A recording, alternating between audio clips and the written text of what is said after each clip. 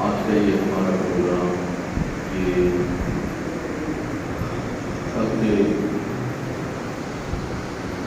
خدمت خلق کانفرنس کے حوالے سے ہے، جس میں انبیاء کرام علیہ السلام کے عملی خدمت کے عملی کردار کو اجاگر کیا جائے گا انشاءاللہ۔ لیکن اس سے پہلے یہ بات یاد رکھنا چاہیے کہ کچھ معاملات یا عبادات کے حقوق اللہ میں سے ہیں۔ حقوق اللہ یعنی اللہ کی عبادت، ریاضت، محنت، مشقت، اطاعت، وہ جو اللہ کے حقوق ہیں وہ تقریباً 1/4 حصہ دین کا اللہ کی حقوق پر مشتمل ہے جو ہمیں ادا کرنا ہے۔ لیکن وہ ایسے حقوق ہیں کہ جن کو اگر کوتاہی ہو گئی تو اللہ چاہے گا تو معاف فرما دے گا، لیکن جو حقوق العباد ہیں، حقوق العباد کو 1/3 حصہ معاملات قرار دیے ہیں اللہ تعالیٰ نے، جس میں والدین کے حقوق، اولاد کے حقوق، اساتذہ کے حقوق، علماء کے حقوق، مشائخ کے حقوق، پڑوسیوں کے حقوق، راستے کے حقوق، جانوروں کے حقوق، انسان کی اپنی ذات کے بھی کچھ حقوق ہیں۔ یہ ایسے حق ہیں، اس میں اگر کوئی کوتاہی ہو گئی تو اللہ تبارک و تعالیٰ کا واضح فرمان ہے کہ جب تک وہ ذات یا وہ شخص جس کا حق تلف ہوا ہے، جب تک وہ معاف نہیں کرے گا اللہ بھی اسے معاف نہیں کرے گا۔ اچھا، ہماری عادت یہ بنی ہوئی ہے کہ ہم اللہ کے حقوق ادا کرنے کی کوشش کرتے ہیں اور اس بات سے ڈرتے ہیں کہ اللہ تعالیٰ معاف نہیں فرمائے گا، اور دوسری طرف اس کے بندوں کے حقوق غصب کرنے اور ان پر ظلم کرنے سے ہم بالکل نہیں ہچکچاتے اور بالکل ہم گھبراتے نہیں، اور ہم یہ سمجھتے ہیں کہ ہم کیونکہ اللہ کی عبادت کر رہے ہیں تو شاید اللہ تبارک و تعالیٰ کا ہم پر بڑا کرم کا فضل ہے۔ یاد رکھیے، جو اللہ کے حقوق ہیں، پہلے میں نے عرض کیا کہ وہ اس کی امید ہے وہ اپنے فضل و کرم سے معاف کر دیں کیونکہ وہ اس کی اپنی ذات ہے، لیکن دوسروں کے حقوق جب تک سامنے کھڑا کر کے ان کو یا تو بدلہ دے گا اعمال کے ذریعے سے، یا ہماری نیکیاں ان کو دے دے گا، یا پھر یہ ہے کہ ان کے گناہوں کا بوجھ ہم پہ ڈال دے گا، یا تیسری صورت یہ ہے کہ وہ ہمیں معاف کر دے، کہے اللہ میں اس کو معاف کرتا ہوں۔ اگر ایسا ہو گیا تو پھر ہماری مغفرت اور بخشش ہو جائے گا۔ لیکن بات یہ ہے کہ انبیاء کرام علیہ السلام یقیناً اس کائنات اور مخلوق کے لیے نمونہ بن گیا۔ جو بھی نبی آیا دنیا میں وہ اپنی اپنی امت کے لیے نجات دہندہ بن کے آیا اور اپنی اپنی امت کے لیے کی اصلاح کے لیے آیا۔ ظاہر ہے جو قوم کا سردار ہوتا ہے وہ ان کا خادم ہوتا ہے، تو ہر نبی اپنی قوم کا سردار ہے، روحانی بھی، جسمانی بھی، سیاسی بھی، سماجی بھی، ہر لحاظ سے نبی اپنی قوم کا سردار ہوتا ہے۔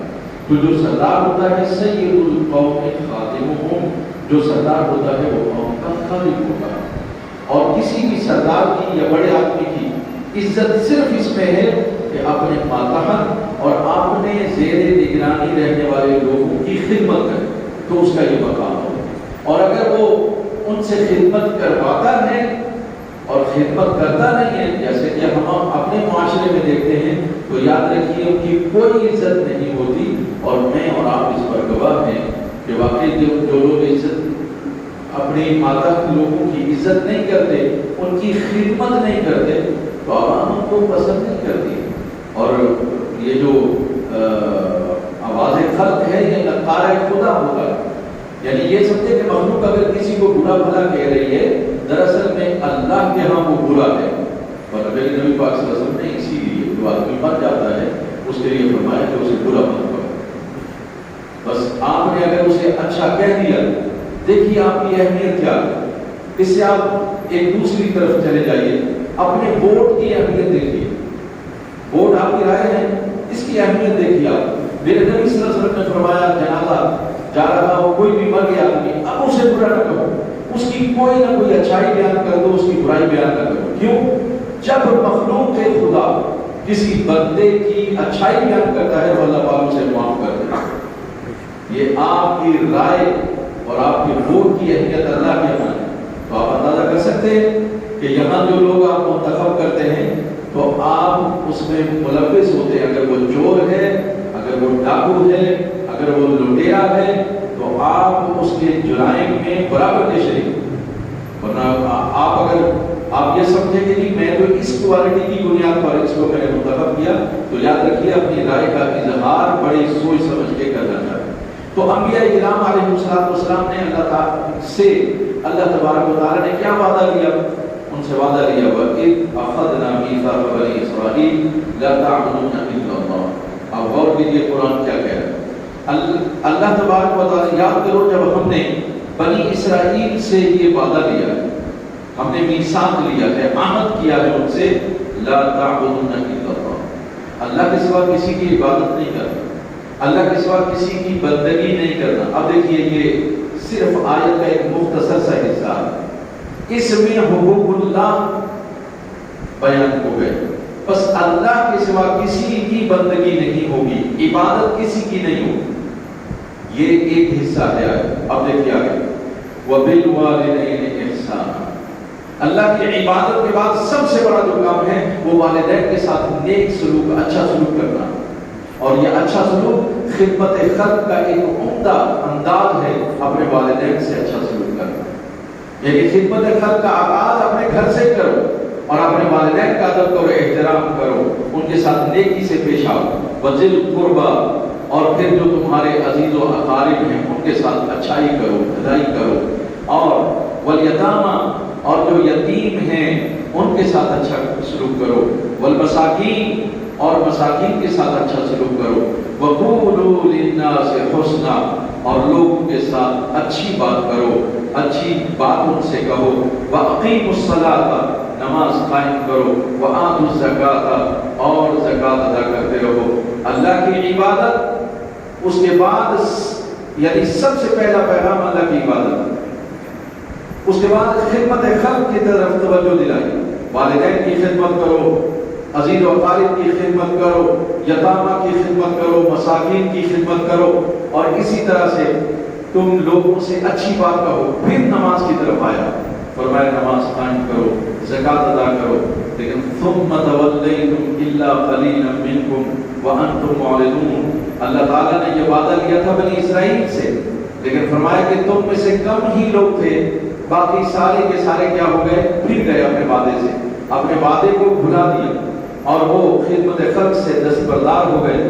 وانتم معرضون، اور تم تو تھے ہی ایسے، یعنی فطرتاً تم بدلنے والے تھے، وعدہ خلافی کرنے والے تھے۔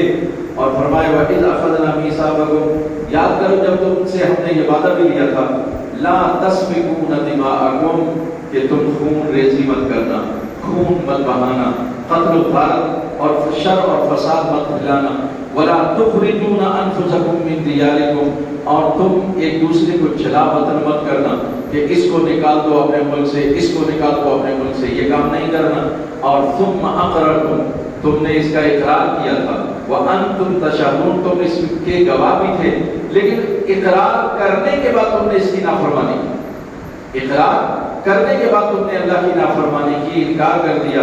تو اس سے آپ اندازہ کیجئے، اس ایک آیت میں اللہ تبارک و تعالیٰ نے، یہ سورہ بقرہ کی آیت ہے، آپ اندازہ کیجئے کہ صرف اللہ کی عبادت، نماز اور زکات، اس کے علاوہ سارے معاملات کا تعلق جو ہے وہ انسانوں کی خدمت سے، یتامہ سے، مساکین سے، والدین سے، عزیز و اقارب سے اچھا سلوک کرو اور ان کی خدمت کرو۔ اب یہاں ایک بات آپ کی خدمت میں عرض کرنی کہ امام قرطبی رحمۃ اللہ تعالی علیہ نے حضرت طلحہ بن عمر کا ایک قول نقل کیا ہے۔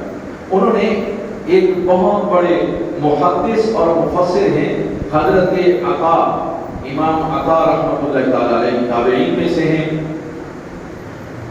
ان سے انہوں نے، طلحہ بن عمر نے ان سے کہا، وہ استاد تھے ان کے، تو انہوں نے اپنے استاد عطا سے جا کے یہ کہا کہ جی دیکھیے آپ کے پاس فاسد عقیدے والے لوگ بھی جمع رہتے ہیں، یعنی غلط عقائد رکھنے والے لوگ بھی آتے ہیں، مگر میرے مزاج میں بڑی تیزی ہے، میں ذرا مزاج کا سخت آدمی ہوں، میرے پاس اگر ایسے لوگ آتے ہیں تو میں ان سے بڑی سختی سے بات کرتا ہوں اور ان سے سخت لہجے میں گفتگو کرتا ہوں. تو حضرت عطا نے ان سے فرمایا ایسا نہ کیا کرے. کیوں؟ اللہ تبارک و تعالیٰ نے لوگوں سے یہ کہا ہے قولوا للناس حسنا. اس میں نہ یہود کا ذکر ہے، نہ نصارہ کا ذکر ہے، نہ ہندوؤں کا ذکر ہے. یہاں تو اللہ نے کہا جو بھی لوگ ہیں ان سے اچھی بات کیا کرو، اور اچھی بات کرنا یہ صدقہ ہے. تو فرمایا کہ اچھی بات کیا کرو. اس میں صرف مسلمان، آپ تو مسلمانوں کو نہیں اپنے قریب آنے دیتے، تو یہاں تو یہود و نصارہ بھی اگر آ جائیں تو تب بھی ان سے اچھی بات کرنی چاہیے. اور نبی صلی اللہ علیہ وسلم نے اپنے عمل سے یہ بات ثابت کی. آپ کو پتہ ہے کہ ایک وقت مشرکین کا آپ سے ملاقات کے لیے آیا تو آپ نے ان کو مسجد نبوی میں ٹھہرایا، اور سب سے خوبصورت جو بات تھی وہ یہ، جب عبادت کا وقت ہوا تو انہوں نے کہا کہ ہم جا رہے ہیں. تو آپ نے فرمایا کہاں جا رہے ہیں؟ کہا ہماری عبادت کا وقت ہو گیا ہے، ہم اپنے ہاں عبادت کریں. فرمایا عبادت تم کسی اللہ کی کرتے ہو تو یہی کر لو، یہ بھی اللہ کا گھر ہے. یہود و مشرکین سے اگر میرے رسول صلی اللہ علیہ وسلم یا یہود و نصارہ سے اگر آپ یہ پیغام دے رہے ہیں کہ بھئی یہی اپنی عبادت کر لو، تو جو کلمہ کو مسلمان کو اسے بھی مسجد سے نکالنا نہیں چاہیے. اسے کیا کرنا چاہیے؟ بھئی مل جل کے نماز پڑھنی چاہیے، مل جل کے عبادت کرنی چاہیے تاکہ محبت پیدا ہو. وَكُنْتُمْ عَلَى شَفَا حُفْرَةٍ مِّنَ النَّارِ فَأَنْقَذَكُم مِّنْهَا. اللہ تعالیٰ نے فرمایا تم تو جو ہے وہ تباہی کے گڑھے پر پہنچ چکے تھے. اللہ تعالیٰ کہتا ہے کہ فَأَنْقَذَكُم مِّنْهَا، اللہ تعالیٰ نے وہاں سے تمہیں نکالا. فَأَنْقَذَكُم فِيهَا، تمہیں وہاں سے اللہ تعالیٰ نے نکالا. تو اس لیے وَاعْتَصِمُوا بِحَبْلِ اللَّهِ جَمِيعًا وَلَا تَفَرَّقُوا. تم اللہ کی رسی کو مضبوطی سے پکڑو، فرقہ فرقی نہ بنو، گروہ در گروہ بٹ نہ جاؤ، جماعتیں نہ بناؤ. تو یہ اللہ تبارک و تعالیٰ نے خدمت خلق کا جو ہے وہ وعدہ لیا. اور یہ پیغام اگرچہ اللہ نے بنی اسرائیل کے حوالے سے سنایا، لیکن قرآن تو رہتی دنیا تک آیا ہے، قیامت تک کے لیے یہ پیغام ہے. سب سے پہلے اللہ کی عبادت ہوگی، نماز قائم کرو، زکات دو. اس کے بعد تمام حقوق، والدین کے حقوق، یتامہ کے حقوق، مساکین کے حقوق، اقربا اور اعزاء کے حقوق، یہ سب ادا کرنے ہیں. تب جا کر کے ہم صحیح اور سچے مسلمان بنیں. اب چونکہ ہمارا عنوان ہے انبیاء کرام کا کردار، تو اس حوالے سے قرآن ہمارے سامنے موجود ہے. اب موسیٰ علیہ السلام اور خدمت خلق کے حوالے سے قرآن کی یہ آیت ہماری رہنمائی کرتی ہے. فرمایا وَلَمَّا وَرَدَ مَاءَ مَدْيَنَ وَجَدَ عَلَيْهِ أُمَّةً مِّنَ النَّاسِ يَسْقُونَ. تو جب حضرت موسیٰ علیہ السلام مدین میں پہنچے تو وہاں انہوں نے لوگوں کو دیکھا کہ وہ ایک جگہ جمع ہیں اور اپنے جانوروں کو پانی پلا رہے ہیں. لیکن وَوَجَدَ مِن دُونِهِمْ امْرَأَتَيْنِ تَذُودَانِ. انہوں نے وہیں تھوڑا سا دور دیکھا دو خواتین موجود ہیں، لڑکیاں، اور اپنے جانور انہوں نے الگ کر رکھے ہیں. ان کو بڑا تعجب ہوا کہ یہ بچیاں کیوں کھڑی ہیں یہاں پر. تو پیغمبر خدمت خلق کے جذبے سے سرشار ہوتا، کیونکہ وہ آتا ہی امت کی اصلاح کے لیے ہے، ان کی بہتری کے لیے ہے. تو وہ ہر وقت یہ کوشش کرتا رہتا ہے کہ کوئی اچھا کام اللہ کی طرف سے مجھ سے ہو جائے. جب دیکھا ان بچیوں کو انہوں نے، تو پھر انہوں نے کہا قال ما خطبکما، بھئی کیا مسئلہ ہے آپ کا؟ آپ یہاں کھڑی ہوئی ہیں، پانی نہیں پلا رہی ہیں، یہ سب لوگ پانی پلا رہے ہیں، تو آپ کیوں کھڑی ہیں، پریشان ہیں؟ قالتا لا نسقی حتی یصدر الرعاء. انہوں نے کہا، دونوں کہنے لگے بھئی دیکھیے ہم پانی نہیں پلا سکتے اپنے جانوروں کو جب تک کہ یہ چرواہے پانی پلا کر یہاں سے رخصت نہ ہو جائیں. یعنی شرم و حیا اور اختلاط کہ ہم ان کے ساتھ مل کے جہاں لوگ موجود ہیں، مرد موجود ہیں، ہم وہاں پر نہیں جا سکتے. اندازہ کیجیے آج سے ہزاروں سال پہلے بھی عورت اپنی فطرت کے مطابق حیادار تھی اور وہ مرد ان سے الگ رہتی تھی. یہ فطرت ہے. اور آج ہے تو فطرت میں یہی، لیکن ہمارے ماحول اور ہماری تعلیم نے اس فطرت کو مسخ کر دیا. ہم کہتے ہیں کہ وہ اس کو عقل آ گئی ہے. ہم یہ نہیں سمجھتے اس کی پہلی والی عقل بھی چلی گئی ہے. شعور نہیں آیا، فتور آ گیا ہے اس کے اندر. اور دین سے بغاوت کو تعلیم کہتے ہیں آپ، کہ اللہ اور رسول کی بغاوت کو آپ تعلیم کہتے ہیں. اگر یہ تعلیم ہے تو خدا کے لیے اللہ تعالیٰ سے توبہ کر لو ایسی تعلیم سے. تو اس لیے ان دونوں نے کہا کہ ہم جب تک یہ چرواہے پانی پلا کر چلے نہیں جائیں گے ہم پانی نہیں پلا سکتے. کیوں؟ وَأَنْهُنَّ شَيْخٌ كَبِيرٌ. اور کوئی ہے نہیں پانی پلانے والا، ابا ہمارے گھوڑے ہیں۔ اب جب ایسا انہوں نے بتایا تو پیغمبر تو پہلے ہی خدمت خلق کے جذبے سے سرشار ہوتے ہیں، لہذا وہ آگے بڑھے، فسقا لہما، انہوں نے کہا بھئی آپ یہیں ٹھہرو، میں تمہارے جانوروں کو پانی پلا دیتا ہوں۔ آج کوئی ہے تو ایسا کرے، ارے آپ کے ہاں پانی نہیں آیا، کوئی مسئلہ نہیں، یہ بالٹی میرے ہاں سے بھر لو، چلو میں بھر کے دیتا ہوں تو بڑی بات ہے، میرے ہاں سے بھر لو، یہ بھی کہنے کے لیے تیار ہے کہ پانی آپ کے ہاں نہیں آیا، میرے ہاں سے پانی لے لو۔ ہم یہ بھی نہیں کر سکتے، کوئی بوڑھا آدمی کوئی سامان لے کے جا رہا ہے، ہم یہ نہیں کہہ سکتے کہ مجھے دیجیے میں آپ کے گھر چھوڑا ہوں، اور ہم یہ بھی نہیں کہہ سکتے کہ کوئی نابینا جو ہے وہ روڈ کراس کر رہا ہے، ہم چاہیں کہ آپ کو سڑک میں پار کرا دیتا ہوں، ہم ایسا بھی نہیں کر سکتے۔ تو آپ کیا سمجھ رہے ہیں، یہ تعلیم، یہ شعور نہیں، یہ فتنہ ہے، فساد ہے، فسق و فجور اور فطور ہے، یہ نیتوں کا، اعمال کا فطور ہے۔ لہذا جب انہوں نے پانی پلا دیا، ثم تولى الى الظل، اب پانی پلانے کے بعد دیکھیے خدا کی رضا کے لیے پانی پلایا انہوں نے، اس کے ان کے بچیوں کے جانوروں کو خدا کی رضا کے لیے پانی پلانے کے بعد ان سے کوئی بات نہیں کی، کوئی مطالبہ نہیں کیا، واپس آ کر ایک درخت کے سائے میں موسیٰ علیہ السلام ٹھہر گئے۔ انہوں نے بھائی اللہ کی رضا کے لیے کام کیا تھا، اب آ کر کے اس درخت کے نیچے ٹھہر گئے تو فقال رب انی لما انزلت الی من خیر فقیر۔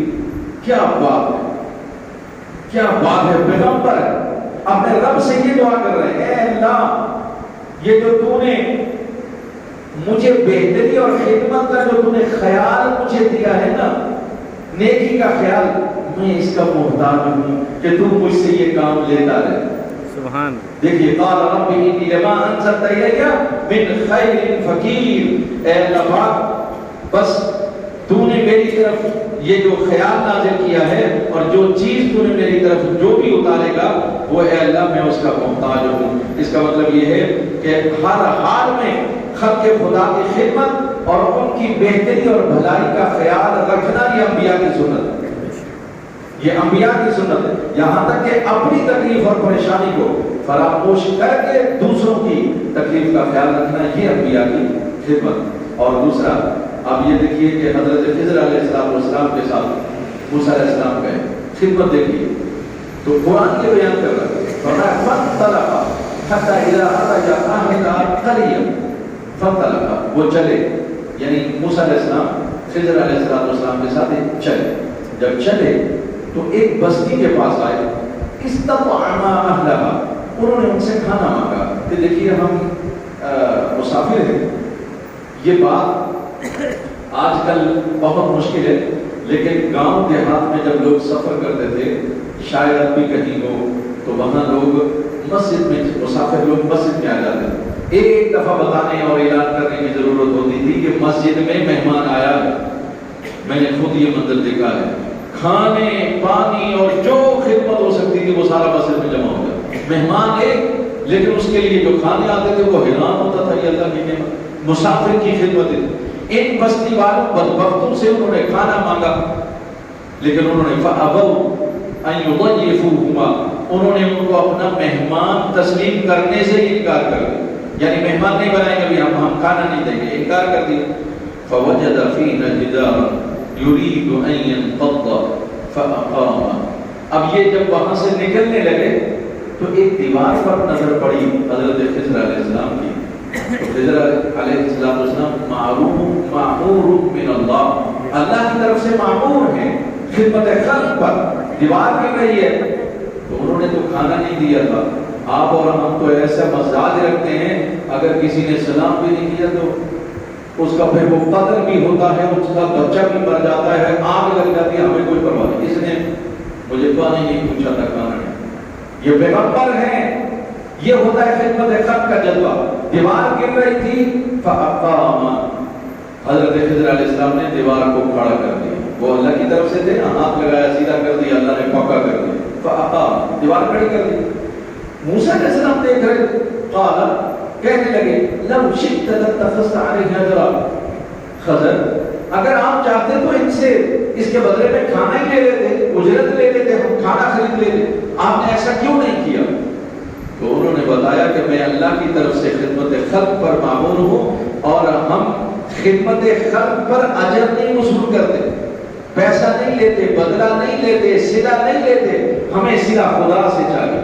خدمت خلق وہ ہے کہ مخلوق کی مدد کرو، مخلوق کی خدمت کرو، لیکن صلہ اللہ سے لینا ہے۔ تو یہ انبیاء علیہ السلام کا یہ خدمت خلق، یعنی باوجود بستی والوں کی کمینگی کہ انہوں نے ان کی دیوار کو کھڑا کر دیا، تو یہ انبیاء علیہ السلام کا خدمت خلق کا یہ تصور ہے۔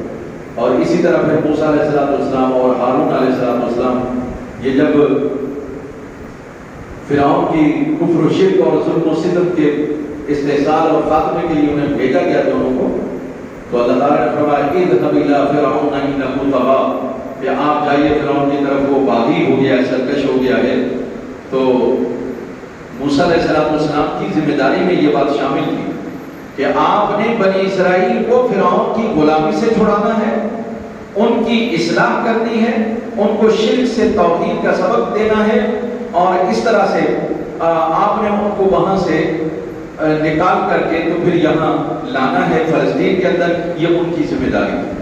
کسی قوم کی اس سے بڑی خدمت کیا ہے کہ ان کو آزادی دلائی ہے۔ وطن عزیز پاکستان بھی آزاد ہوا تھا، تو یہاں پر بھی خدمت خلق کا ایک عظیم مظاہرہ ہوا۔ اس میں علماء اہل سنت، مشائخ اہل سنت کا بڑا کردار ہے کہ انہوں نے وطن عزیز پاکستان کو بنانے اور اسے قائم کرنے میں بھرپور ساتھ۔ پیر عثمان کی شریف کا تذکرہ کیے بغیر تاریخ پاکستان مکمل نہیں ہوتی ہے۔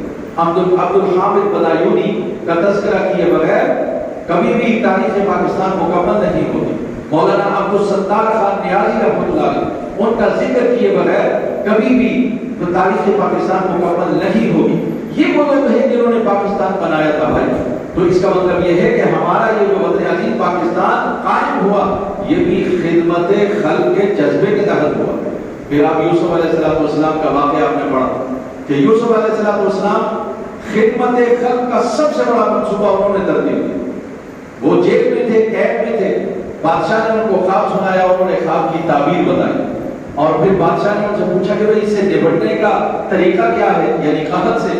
تو انہوں نے اس کے لیے منصوبہ بتایا کہ 7 سال تک تم بچت کرو، یعنی کھانا کم کر دو، پھر وہ جو 7 سال بچے کا غلہ رکھنا ان کو بالیوں کے اندر محفوظ رہے گا، کیونکہ قدرت نے محفوظ کیا، ہمیشہ محفوظ رہے گا، لہذا اگلے 7 سال جب غلہ نہیں اگے گا تو یہ استعمال کرنا۔ بادشاہ نے کہا تجھ جیسا ماہر جو ہے وہ معیشت، اسے تو جیل میں نہیں ہونا چاہیے، اس کو تو یہاں بادشاہ کے ہاں تخت پر ہونا چاہیے۔ اپنے ساتھ بٹھایا اور کہا آج سے تمہارا یہ وزیر خزانہ یہ ہے، تمہارا وزیر خزانہ یہ۔ اللہ تبارک و تعالیٰ نے وہ جو خدمت خلق انہوں نے کی، آئندہ 7 سال تک، پہلے 14 سال گزر گئے، یعنی 7 سال تو انہوں نے غلہ بچایا۔ یہ صرف انہی کا کام تھا غلہ بچانا اور استعمال بھی کرنا، لوگ بھی زندہ رہے، جانور بھی زندہ رہے اور غلہ بھی بچ جائے۔ آئندہ سال وہ بچے ہوئے غلے کو چلانا یہ بھی انہی کا کام تھا۔ 14 سال کی خدمت کے بعد اللہ تعالیٰ نے ان کو بادشاہ بھی بنا دیا، نبی بھی بنا دیا۔ نبی تو وہ پیدا ہوتے ہی تھے، نبی کے بیٹے تھے، نبی پیدا ہوتے ہی تھے، لیکن نبوت کا اظہار تب کیا جب انہوں نے 14 سال خدمت خلق کی۔ میرے رسول صلی اللہ علیہ وسلم نے بھی یہ فرمایا میں بھی بکریاں چلاتا تھا، لوگوں کی خدمت بھی کرتا، بکریاں بھی چلاتا تھا۔ تو لوگوں نے پوچھا، آپ نے فرمایا کہ ہر نبی نے بکریاں چرائی، تو لوگوں نے پوچھا آپ نے بھی چرائی؟ تو آپ نے فرمایا ہاں، میں محمد بھی لوگوں کی بکریاں چند درہم و دینار کے بدلے میں بھی چلاتا تھا، بکریاں چلاتا تھا چند دیرار کے بدلے میں۔ آپ اندازہ کیجیے کہ نبی صلی اللہ علیہ وسلم نے بھی بکریاں چرائیں اس خدمت خلق کے بدلے میں۔ پھر اللہ تبارک و تعالیٰ نے اظہار نبوت کا موقع عطا فرمایا۔ نبی تو پیدا ہوتا ہی نبی ہوتا، لیکن اظہار نبوت کا یہ موقع۔ اسی طرح سے عیسیٰ علیہ السلام خدمت خلق کا عظیم مظاہرہ کیا۔ ان کے زمانے میں طب کا بڑا عروج تھا اور حکماء وہ بڑے لوگ ان کا بڑا ادب کرتے تھے، احترام کرتے تھے اور بڑے مشہور ہوتے تھے۔ تو عیسیٰ علیہ السلام کو قرآن نے کچھ معجزے عطا فرمائے، ان کا ذکر کیا۔ تو عیسیٰ علیہ السلام نے اعلان کیا انی اخلق لکم من الطین کہیئۃ الطیر، فرمانے لگے بھائی دیکھیے میں تمہارے لیے مٹی سے پرندوں کی شکلیں بناتا ہوں۔ یہ نہیں کہا کہ میں پرندے بناتا ہوں. دیکھیے میں مٹی سے تمہارے لیے کہیئۃ الطیر، میں پرندے کی طرح کی ایک شکل بناتا ہوں، پھر دیکھو فانفخ فیہ، میں اس میں پھونک مارتا ہوں. پھونکے تو آپ اور میں بھی مارتے ہیں. فرمایا فانفخ فیہ، میں پھونک مارتا ہوں، فیکون طیرا باذن اللہ، اللہ کے حکم سے زندہ پرندہ بن کر اڑنے لگتا. بے شک بے شک. میں مٹی کا مورت بناتا ہوں، اس میں پھونک مارتا ہوں، اللہ کے حکم سے زندہ ہو جاتا. کتنی بڑی حکمت ہے یہ. آپ کہیں گے اس میں خدمت خلق، نہیں، ابھی تو ان کو منوانا تھا اس لیے بتایا. خدمت خلق آگے ہے.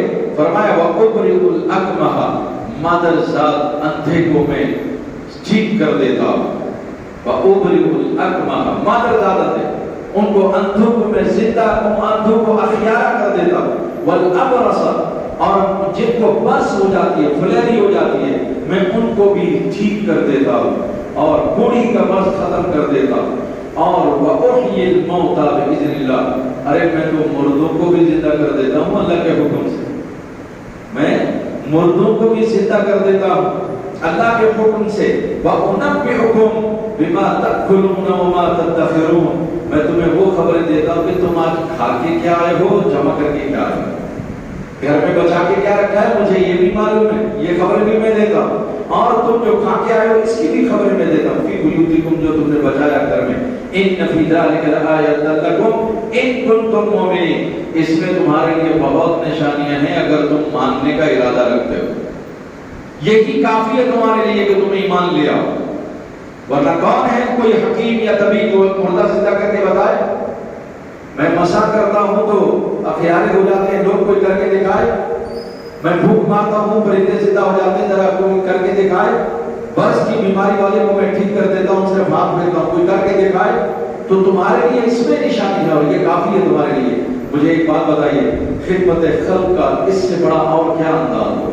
اس کا مطلب عیسیٰ علیہ السلام نے کسی سے روٹی نہیں مانگی. انہوں نے اگر اندھے کو اخیارہ کیا تو کچھ صلہ نہیں مانگا. انہوں نے برس والے کو ٹھیک کر دیا تو کوئی صلہ نہیں مانگا. انہوں نے اگر کسی مردے کو زندہ کیا تو انہوں نے کبھی بھی لوگوں سے کچھ مانگا نہیں. کیوں؟ خدمت خلق وہی عمل گنا جائے گا جو صرف اللہ کی رضا کے لیے کیا، اور صرف صلہ جو ہے وہ صرف اللہ تعالیٰ سے لیا جائے. اور قرآن نے عام تعلیمات بھی قرآن کی یہی ہے. لن تنالوا البر حتى تنفقوا مما تحبون، فرمایا تم نیکی کو ہرگز نہیں پا سکتے ہو جب تک کہ تم وہ چیز خرچ نہ کرو جو تمہیں بہت پیاری ہے. اور انسان کو اپنا مال بہت پیارا ہوتا ہے، پھر اولاد بہت پیاری ہوتی ہے، اپنی جان بہت پیاری ہوتی ہے. اسلام یہ کہہ رہا ہے کہ بھئی آپ کو اگر نیکی پانی ہے تو جو سب سے پیاری چیز ہے وہ اللہ کی راہ میں قربان کر دو. تو فرمایا وما تنفقوا من شیء، اور جو بھی چیز تم خرچ کرو گے نا اللہ کی راہ میں، فإن اللہ بہ علیم، اللہ تبارک و تعالی تمہارے اس عمل سے واقف ہے. اور یاد رکھیے ایمان والے تو ہوتے ہی وہ ہیں والذین تبوأوا الدار والایمان من قبلہم، جو اس سے پہلے ایمان اور گھر میں جگہ پکڑے ہوئے تھے. یحبون من ہاجر، یعنی جن لوگوں نے ایمان لے آئے تھے، ہجرت بھی کر لی تھی مکہ سے مدینہ میں، ان کے لیے اللہ تعالیٰ تعریف کر رہا ہے کہ یحبون من ہاجر الیہم، کہ وہ جو بھی ہجرت کر کے ان کی طرف آتا تھا تو یہ لوگ یعنی مدینہ کے انصار، یہ لوگ ان کا استقبال کرتے تھے. ان کا دل چھوٹا نہیں تھا. یہ نہیں کہتے تھے ارے ہم تو انصاری ہیں، مقامی ہیں، تو مہاجر ہو، نکلو یہاں سے، ایسا نہیں تھا. بلکہ وہ کیا کرتے تھے، وہ یحبون من ہاجر الیہم، وہ ان کی طرف ہجرت کر کے جو بھی آتے تھے ان سے وہ بڑا پیار کرتے تھے. ولا یجدون فی صدورہم حاجہ، اور وہ اپنے دل میں کوئی تنگی ان کے لیے نہیں پاتے. ایسا نہیں ہے کہ دل تنگ کر لیتے ہو کہ یار یہ کیا مصیبت آ گئی، ایسا نہیں ہے. بلکہ وَيُؤْثِرُونَ عَلَىٰ أَنفُسِهِمْ وَلَوْ كَانَ بِهِمْ خَصَاصَةٌ، وہ اپنے نفس پر ان کو ترجیح دیتے تھے اگرچہ وہ خود ضرورت مند ہوتے تھے، خود کسی چیز کے وہ زیادہ حقدار بھی ہوتے تھے، لیکن وہ اپنی ضرورت کو پس پش ڈال دیتے تھے. آنے والے مہاجرین کی خدمت کرتے تھے اور ان کو اپنے مال میں سے، اپنی جائیداد میں سے، گھر میں سے، اولاد، بلکہ بعض نے تو اپنی بیوی کو ایک کو طلاق دے کے کہا اس سے شادی کر دو، یہ عمل بھی انجام دیا. تو اس سے آپ اندازہ کر سکتے ہیں. فرمایا وَمَن يُوقَ شُحَّ نَفْسِهِ، اور جس میں ذرا سا بھی کوئی اگر جو انہوں نے وَمَن يُوقَ شُحَّ نَفْسِهِ، اور جو کچھ بھی اپنے جی کے لالچ سے، تو وہی لوگ مراد پانے والے، فَأُولَٰئِکَ هُمُ الْمُفْلِحُونَ، جو ان کے دل میں باقی ہے، یعنی فاقہ ہے اور جو بچایا گیا اپنے جی کے لالچ سے، تو وہی لوگ، یعنی اگر وَمَن يُوقَ شُحَّ نَفْسِهِ، اور جس نے بھی اپنے نفس میں کوئی چیز اپنے لیے بچائی، فَأُولَٰئِکَ هُمُ الْمُفْلِحُونَ، یہی لوگ کامیاب۔ گویا اللہ تبارک و تعالیٰ نے کامیابی کا معیار بھی خدمت خلق کو کامیاب قرار دیا، کہ خدمت خلق سے ہی انسان کامیاب ہو سکتا۔ یاد رکھیے، آپ دنیا میں اگر کامیاب رہنا چاہتے ہیں تو پھر آپ کو کیا کرنا ہوگا؟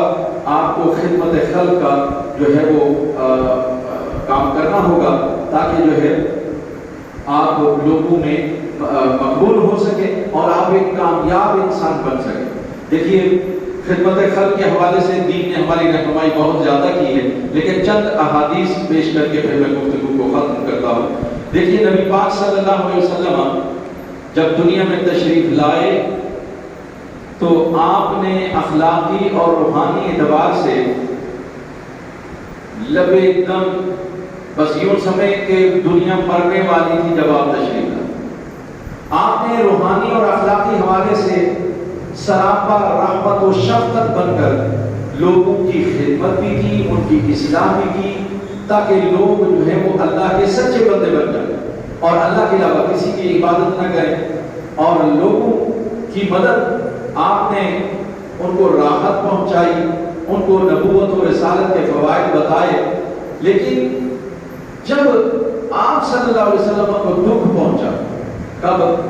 جب آپ صلی اللہ علیہ وسلم لوگوں نے آپ کے ساتھ اچھا سلوک نہیں کیا، ایک بات، لیکن سب سے اہم بات یہ ہے کہ جب آپ غار حرا میں تھے اور وحی کا آغاز ہوا، تو آپ نبی ہیں اور جانتے بھی ہیں کہ کون ہے، سب ہے، لیکن بشری تقاضے کچھ ایسے کہ جب جبرائیل علیہ السلام سے گفتگو ہوئی، مکالمہ ہوا، انہوں نے آپ کو بھیجا اور وہ ساری گفتگو ہوئی اور واپس گھر تشریف لائے، تو اس کیفیت سے کیونکہ پہلی دفعہ دو چار ہوئے تھے، لہذا رسول اللہ صلی اللہ علیہ وسلم نے سب سے جو قریب اور محبت والا اور رازداں اگر کوئی ہوتا ہے تو وہ بیوی ہوتی۔ انسان کوئی بات کسی سے نہیں کر سکتا، ماں باپ سے بھی باتیں نہیں کر سکتا، ایک واحد بیوی ہے، اگر وہ اچھی ہو آپ اس سے ہر بات شیئر کر سکتے۔ نبی پاک صلی اللہ علیہ وسلم نے آتے ہی بی بی صاحبہ سے فرمایا، زملونی زملونی، سب سے پہلے تو مجھے بھائی جب کمبل اڑا دو، چادر اڑا دو۔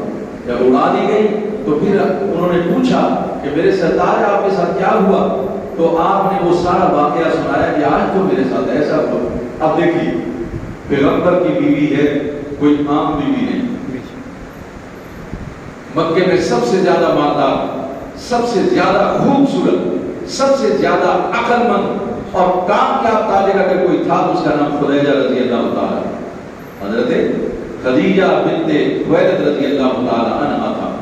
اب یہ نبی پاک صلی اللہ علیہ وسلم سے جب پوچھا تو پھر آپ صلی اللہ علیہ وسلم کو انہوں نے ایک جواب دیا، وہ کہنے لگی، یا رسول اللہ آپ گھبرائیں نہیں، آپ اطمینان رکھیں، اللہ کی قسم اللہ آپ کو کبھی بھی مصیبت زدہ نہیں کرے گا، اللہ آپ کو کبھی بھی دکھ نہیں دے گا۔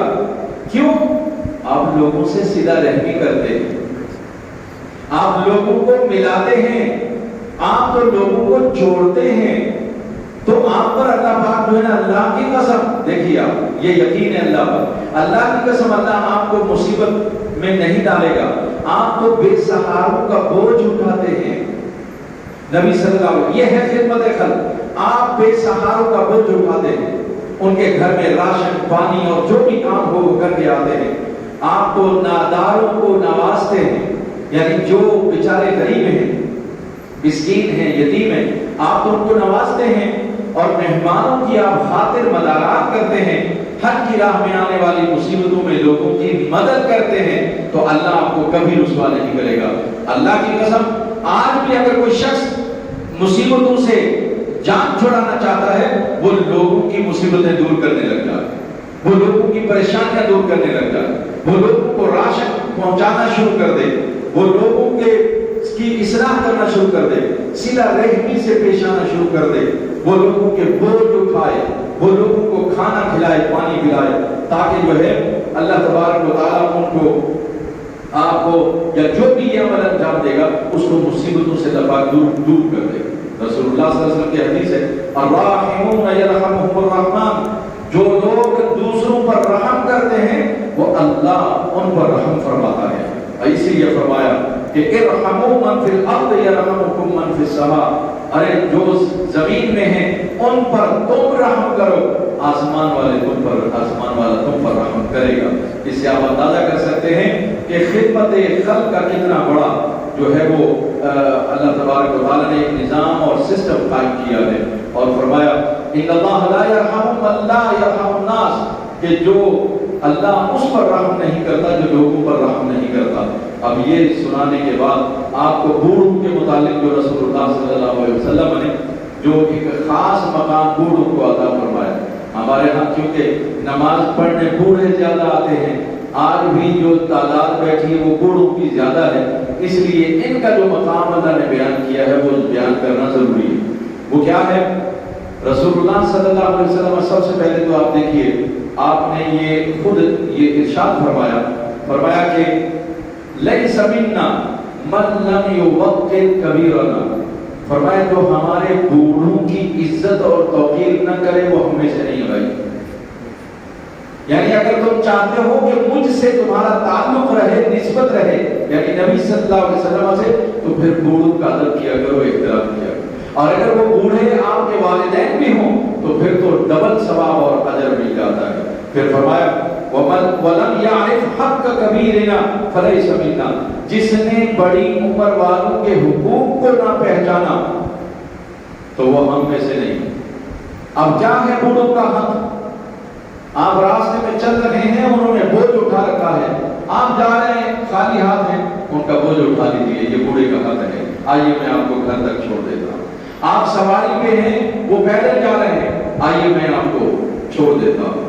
وہ اگر مسجد میں آ گئے، آپ تشریف فرمائیں، ٹائم ابھی موجود ہے، آپ کہہ سکتے ہیں آئیے آپ تشریف لائیے، یہاں بیٹھی، میں پیچھے بیٹھ جاتا ہوں۔ یہ ساری باتیں احترام کی ہیں، ادب کی ہیں بوڑھوں کے ساتھ، لیکن اس سے بھی بڑا دیکھیے رسول اللہ صلی اللہ علیہ وسلم نے اپنے عمل سے یہ بات ثابت، جب مکہ فتح ہو گیا تو فتح مکہ کے بعد سیدنا عمر رضی اللہ تعالی عنہ اپنے والد گرامی حضرت ابو قحافہ رضی اللہ تعالی عنہ کو بارگاہ رسالت مآب صلی اللہ علیہ وسلم میں لے کے آئے، اور وہ اس وقت نہایت بوڑھے ہو چکے تھے، ان سے چلا بھی نہیں جا رہا تھا، بڑی مشکل سے ان کو لے کر آئے نبی صلی اللہ علیہ وسلم کی بارگاہ میں۔ کیوں لائے؟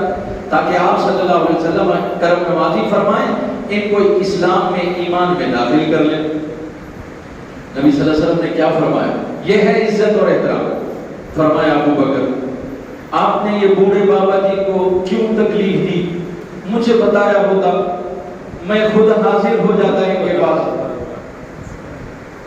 یہ مستدرک حاکم کی حدیث ہے، آپ اس سے اندازہ کیجئے کہ نبی صلی اللہ علیہ وسلم فرما رہے ہیں اس بوڑھے کو میرے پاس کیوں لائے، تکلیف دی ان کو، آپ رہنے دیتے، مجھے بتایا ہوتا میں حاضر ہو جاتا ان کے پاس اور ان کو اسلام کے لیے میں دعوت دیتا۔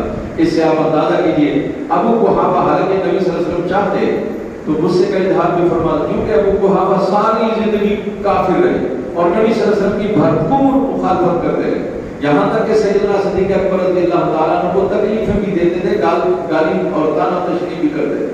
نبی صلی اللہ علیہ وسلم نے سب کچھ بتا دیا، فرمایا نہیں یہ بوڑھے ہیں، اس کا مطلب ہے کوئی کافر بھی اگر بوڑھا ہو تو اس کا بھی ادب کیا جائے گا، اس کا بھی احترام کیا جائے گا، اور مسلمان بوڑھا ہو تو پھر تو کیا ہی کہنے، مسلمان بوڑھا ہو تو کیا ہی کہنے، لیکن اگر کافر، ہندو، مشرک، یہودی کوئی بھی اگر بوڑھا ہو تو بھائی بوڑھے کا احترام یہ میرے نبی صلی اللہ علیہ وسلم نے سکھایا ہے۔ بلکہ ایک موقع پر نبی صلی اللہ علیہ وسلم نے ایک امام صاحب پر سخت ناراضگی کا اظہار فرمایا، کیوں؟ وہ بوڑھوں کا اور کمزوروں کا خیال کیے بغیر لمبی لمبی نمازیں پڑھا دیتے۔ تو ایک شخص آ گیا نبی صلی اللہ علیہ وسلم کی بارگاہ میں، کہا یا رسول اللہ صلی اللہ علیہ وسلم ہم اس کے پیچھے نماز نہیں پڑھیں گے، ہم اپنے گھر میں نماز پڑھیں گے، ہم سے نہیں ہو۔ تو آپ نے پوچھا کیوں؟